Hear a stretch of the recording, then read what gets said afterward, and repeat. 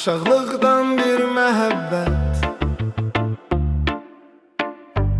səninlə yaşadıq nazlı yarım. Ayrılıqla zalım həsrət əzab verdi bizə, rəhm etmədi Tanrı. Güneşte parlamır heç, qara bulud sən gəl keç. Xoşbəxtlik bizdən deyə sən üz çevirib, səmalara əl açıb, gödənizə yalvarıb. Səadət dillər daha əl açsız qalıb.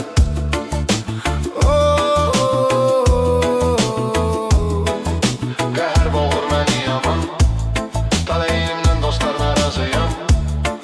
Gecə zülmət olan zaman, için ağlar, eşqə yasaqlaram. Güneşte parlamır heç, qara bulud sən gəl keç.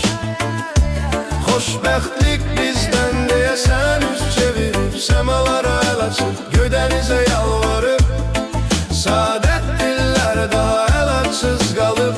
Güneşte parlamır heç, qara bulud sən gəl keç.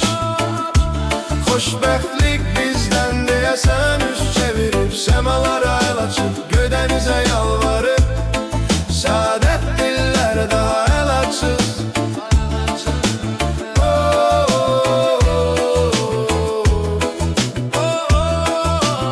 Sevgim dayağımdı, mən ona möhtacam.